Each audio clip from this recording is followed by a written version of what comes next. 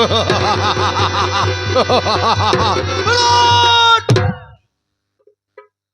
शोहरत है मेरे नाम का सारे जहान में, और दुश्मन का छक्का छूटता है मेरे नाम से।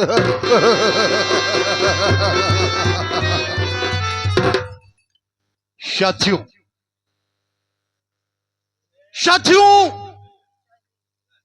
सबसे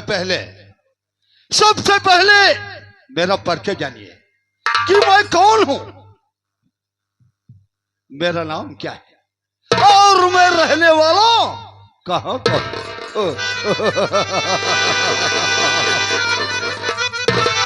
साथियों मेरा नाम डाकू गंगा सिंह।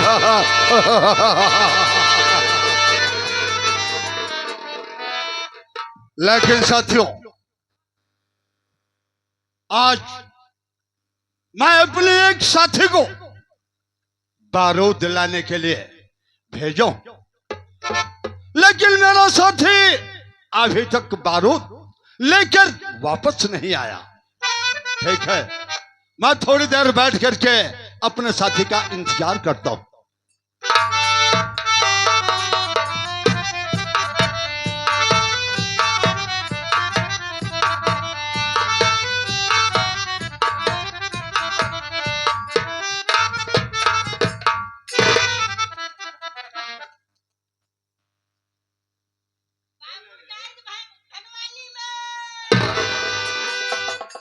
अबे हरामखोर साले, ये कौन सी बात है रे कि बाबू जायदा भगवान माई भगवान के।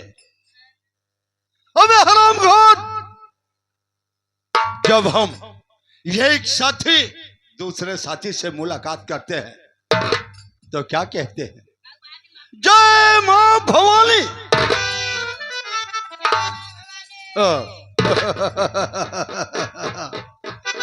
लगता है बेटा आज तेरा माथा बहुत गड़बड़ है। हाँ छोटो तो सबसे पहले एक बात बता बे कि मैं तुम्हें जिस काम के लिए भेजा था बारूद लेकर के आया।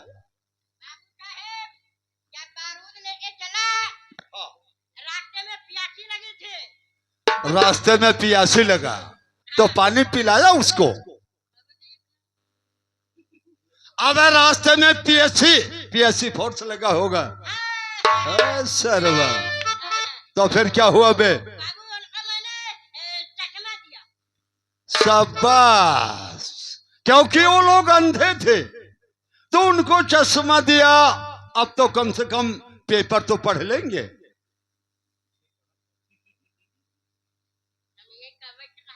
फिर क्या कहा है बे? तेरा कहने का मतलब कि पीएससी फोर्स वालों को तू चकमा देकर के, हाँ चकमा देकर के आया। फिर क्या हुआ बे? हाँ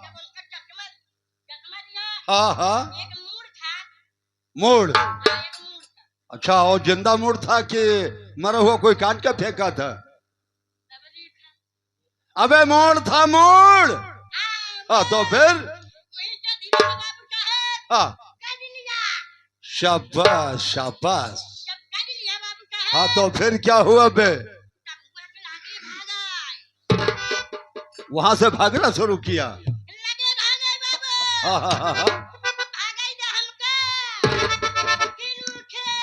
शाबाश शाबाश। कहाँ बे? अच्छा मटरे। शाबाश शाबाश बहादुर।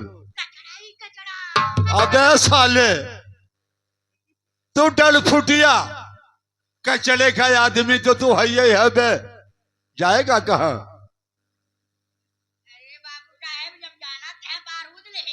हाँ शाबाश शाबाश, तू अक्ल से काम लिया है। बारूद लेकर, कहने का मतलब तेरे पीछे पुलिस वाले पड़े थे, पुलिस पीछा किया, तू भाग रहा था। तो फिर क्या हुआ बे? अबे हराम खोर, अंडे नहीं बे अड्डे, हर अड्डा अड्डा। हाँ हाँ ना, हर अड्डे पर बारूद पहुंच चुका है। ठीक है छोटू, एक काम करो, आज शायद तुझे मालूम नहीं है कि आज का मेरा प्लान कहाँ का है।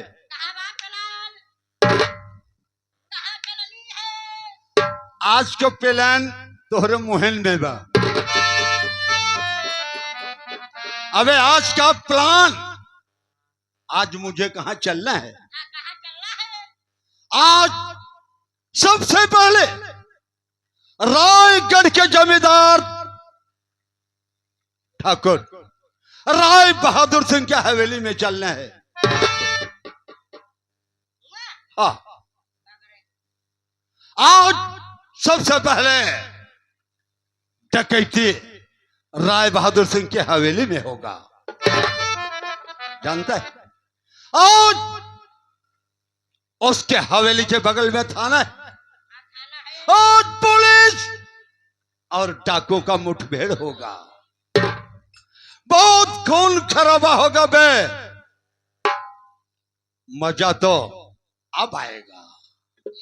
एक काम कर, सारे साथियों को तैयार कर और चल। क्या हुआ बे, काहे काहे आंसू बहा रहा है बे? अरे क्या हुआ बे? आज तो का छुट्टी दे दे, आज तो का छुट्टी दे, तू अपने मेहरारू के अकेले यहाँ। अच्छा, और के अपने मेहरारू के 10 जने यहाँ बे?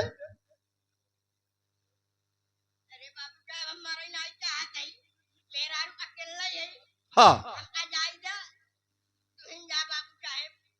तेरा कहने का मतलब कि आज तो राय बहादुर सिंह की हवेली पे नहीं जाएगा। तुझे ये पहले मालूम हो गया कि उसके हवेली के बगल में थाना है, पुलिस वालों से और डाकू से मुठभेड़ होगा, यही बात है ना? नहीं जाएगा, नहीं जाएगा। छोटो, अब जोली को आग कहते हैं, बुझे को राख कहते हैं, और जो चल करके ना पूछे उसे डाकू गंगा सिंह नाम कहते हैं। बेटा मेरा वसूल को नहीं जानता,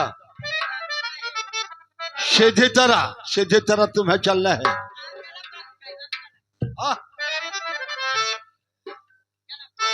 चलेगा।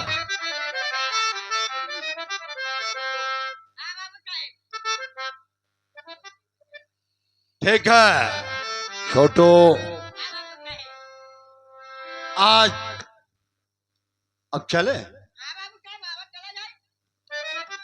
छोटू, आज देर हो रहा है ना शायद। छोटू, तुझे मालूम नहीं है कि मैं डाकू कैसे बना। हाँ,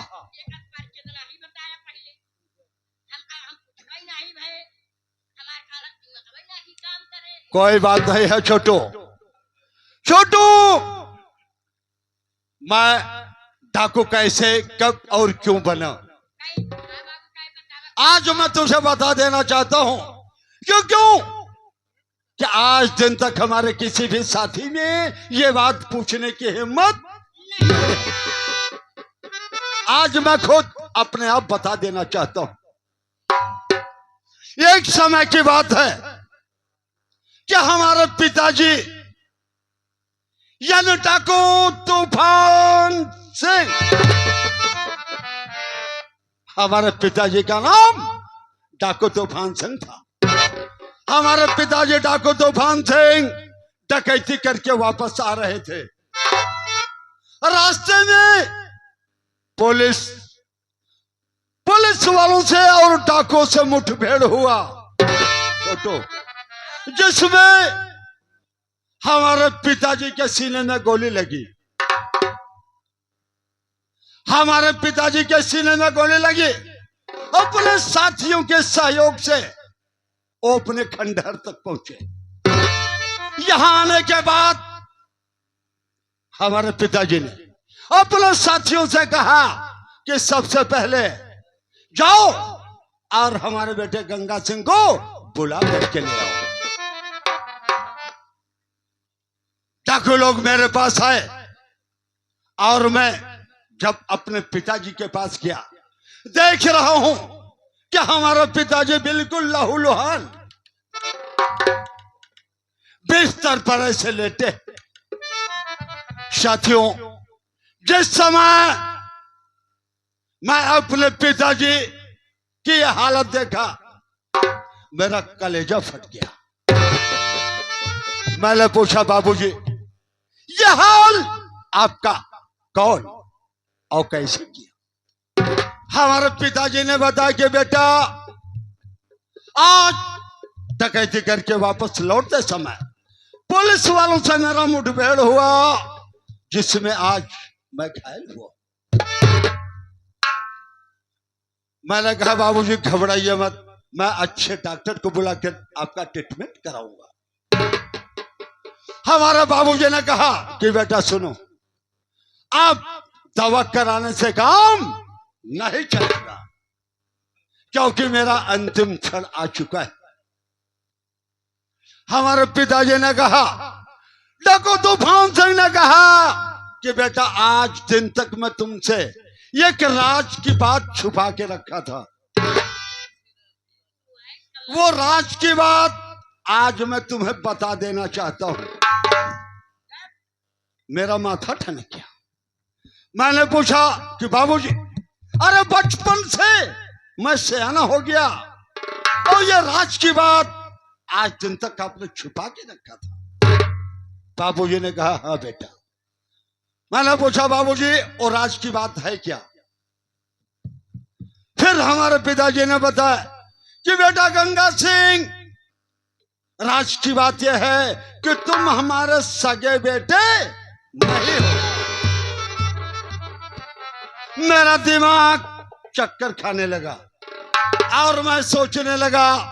फिर मैं पूछा कि बाबूजी, अगर मैं आपका बेटा नहीं हूं तो मैं कौन हूं?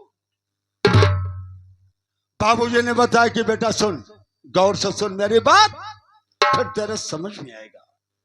यह एक दिन की बात है कि मैं डकैती करके वापस आ रहा था और लौटते समय रास्ते में ये घनघोर विराट जंगल पड़ा। उसी जंगल के बगल में एक मजार था। मजार जानता है? हाँ हाँ हाँ हाँ हाँ, सही कह रहा है, बिल्कुल समझ गया। वही जंगल के बगल में एक मजार था। उसी मजार के ऊपर तू बैठ के रो रहा था। बहुत छोटा था तू जब मैं वहां से आया और तुझे देखा कि तू मजार के ऊपर बैठ करके रो रहा है। मेरा दिल बिल्कुल पिघला और मैं तेरे पास आया। आने के बाद देख रहा हूं कि मजार के काफी दूर तक कोई दिखाई नहीं दे रहा है। मैं सोचा कि अगर मैं तुझे यहां छोड़ दूंगा तो जंगल के खतरनाक जानवर तुझे फाड़ के खा जाएंगे, और अगर तुझे लेकर के मैं बस्ती के तरफ चलता हूं तो पुलिस का मुखबिर चारों तरफ फैला है। फिर पुलिस को सूचना होगी तो पुलिस और डाकुओं में मुठभेड़ होगा। इससे अच्छा यह है कि तुझे मैं उठाकर अपने पास ले चलूं। बेटा, मैं तुझे उठा करके अपने खंडाले पर ले आया और छोटे बच्चे से आज मैं तुझे सयाना किया। फिर मैं पूछा, बाबूजी, अगर आप एक मुसलमान के मजार पर से मुझे उठा करके लाए तो मेरा नाम गंगा सिंह क्यों पड़ा? मेरा नाम तो कोई मुसलमानी नाम होना चाहिए। बाबूजी ने बताया कि बेटा तेरे गले में एक ताबीज था, ताबीज, और उस ताबीज को मैं खोल करके देखा तो उस ताबीज में लिखा था तेरे ताबीज में लिखा था ठाकुर गंगा सिंह।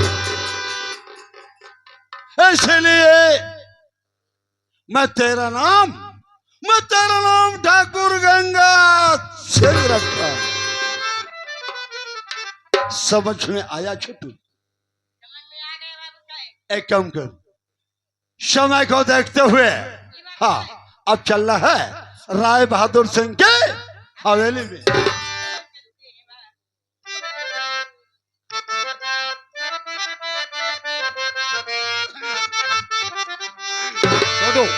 और इस समय कितना भी नाजुक हो जमाना याद करता।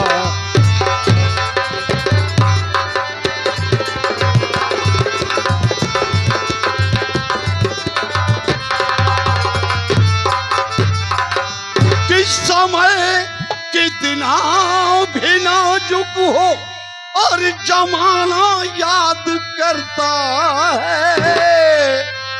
और महाभारत में अर्जुन का निशाना